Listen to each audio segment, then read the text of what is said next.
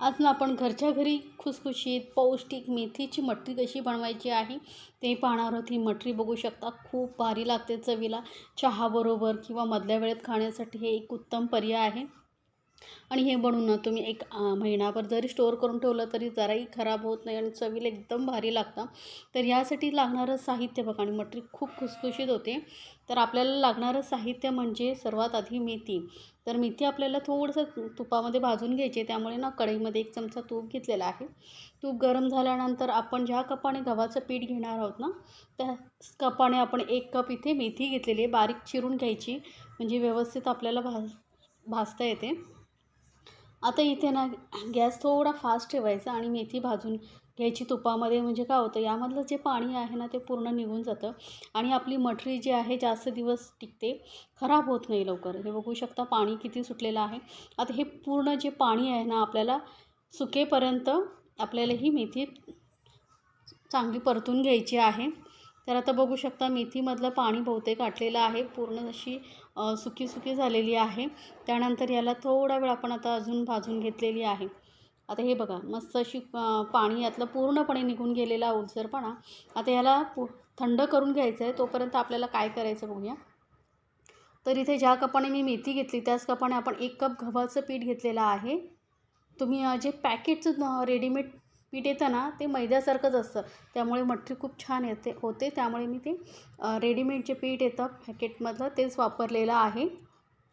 आता यामध्ये आपल्याला मटरीला छान असं खुसखुशीतपणा येण्यासाठी घालायचं आहे रवा। तर 2 चमचे इथे मी रवा घालते। हे बघा बारीक रवा घेतलेला आहे, मिक्सरमध्ये वगैरे फिरवायची काही गरज नाही आहे आपल्याला। तर त्यानंतर आता 1 चमचा मी इथे सफेद तीळ घालते। तुम्हाला आवडत असेल तर घाला, पण असं मटरी खाताना छान टेस्ट येते। थोडंसं काळी मिरी पावडर घालते, थोडंसं घालायचं हिंग, म्हणजे काय हो डायजेशनचा वगैरे त्रास होत नाही। थोडंसं घालायचं हळद, हलका कलर खूप छान येतो मटरीला।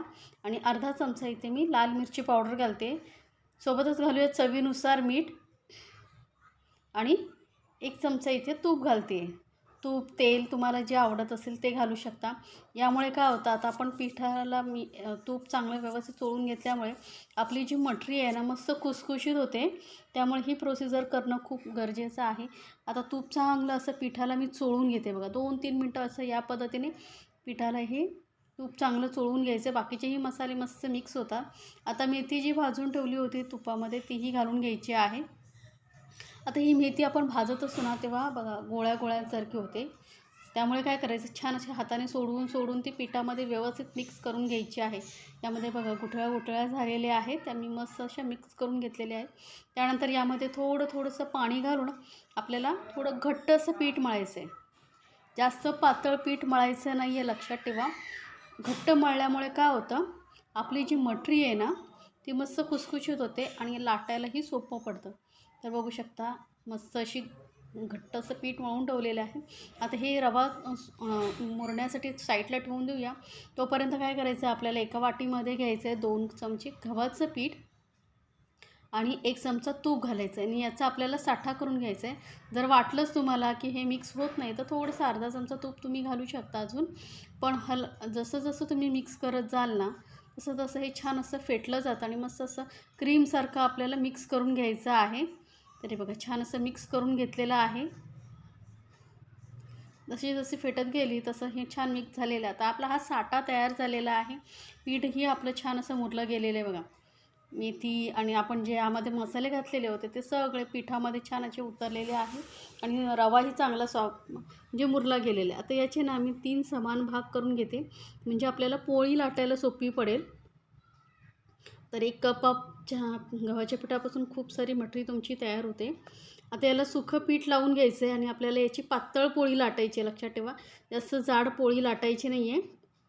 जेवढं पातळ पोळी लाटाल ना तेवढंच तुमची मटरी आहे मस्त खुसखुशीत होते आणि व्यवस्थित तळली जाते। त्यामुळे जास्त घाई नाही करायची, पातळ एकदम पोळी लाटून घ्यायची। बघू शकता किती पातळ आपण पोळी लाटून घेतलेली आहे। आता काय करायचं, तो साठा बनवला होता ना तो पूर्णपणे या पोळीवरती लावून घ्यायचा आहे, व्यवस्थित लागला पाहिजे। बघा साठा लावून आपण पूर्ण पोळी कवर करून घेतलेली आहे।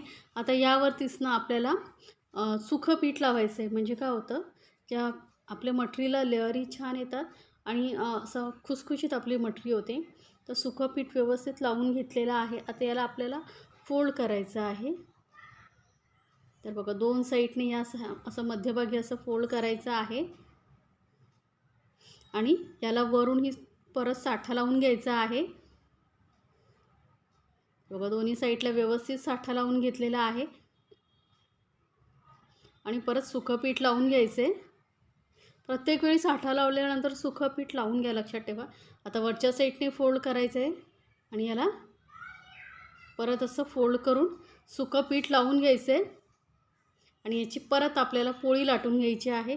तर आता काय करायचं आपल्याला, याला चौकोनी फोल्ड केल्यानंतर चौकोनीच अशी आपण पोळी लाटून घेणार आहोत, म्हणजे आपल्याला मटरी बनवायला सोपं पडेल. चौकोन असल्यामुळे सहज लाटता येते. अशी सर्व बाजूने अशी फिरवून फिरवून आपण ही पातळ लाटून घ्यायची आहे बरं का. तर बघू शकता व्यवस्थित लाटली जाते आणि मस्त अशी पातळ पोळी लाटून झालेली आहे. आता परत याला आपल्याला जो साठा बनवलेला आहे तो लावून घ्यायचा आहे. असं आपल्याला करून घ्यायचं आहे, म्हणजे मटरी जी आपली ना आतून मस्त अशी पोकळ खुसखुशीत होते आणि खायलाही छान लागते. वरून सुकं पीठ आणि आता आपल्याला काय करायचं आहे, या पद्धतीने फोल्ड करायचं आहे. म्हणजे एका पोळीला फक्त 2 फोल्ड लावायचे. वरच्या साईडने आपण साठा लावून घेतलेला आहे, थोडंसं सुकं पीठ आणि परत दुसरी साईड पहिल्या साईडवरती ठेवायची आणि आपल्याला हलकंसं लाटणं फिरवायचं आहे बरं का. जास्त प्रेशर द्यायचं नाही, हलक्या हाताने असं थोडंसं लाटणं फिरवायचं, म्हणजे काय होईल, व्यवस्थित चिकटले जातील. आपण जेव्हा फ्राय करू तेव्हा सुटणार नाही.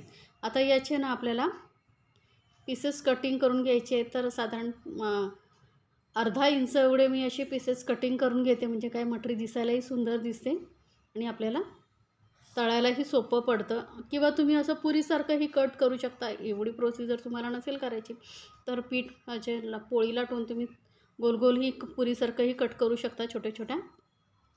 आता मटरी बनून झालेली आहे. तेलही चांगलं गरम झालेलं आहे. गरम तेलामध्ये मस्त अशी ही मटरी सोडायची आणि जोपर्यंत ही व्यवस्थित एका साईडने तळून सेट होत नाही तोपर्यंत त्याला अजिबात हलवायचं नाही आहे, लक्षात ठेवा.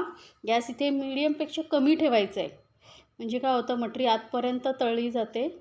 तर बघा जसे जसे हे तळत जाईल ना तसं तसे आहे ना लेअर सुटत जातात. त्यामुळे अजिबात घाई करायची नाही. आपोआप ते लेअर सुटू द्यायचे आणि व्यवस्थित तळू द्यायचं. बघा तर या पद्धतीने आपण ही मस्त अशी मटरी तळून घेऊया. गॅस एकदम कमी ठेवलेला आहे, जास्त फास्ट ठेवायचं नाही, कारण ही मटरी ना आतपर्यंत व्यवस्थित तळली गेली पाहिजे आणि खुसखुशीत झाली पाहिजे, तरच जास्त दिवस टिकेल, नाहीतर खराब होईल.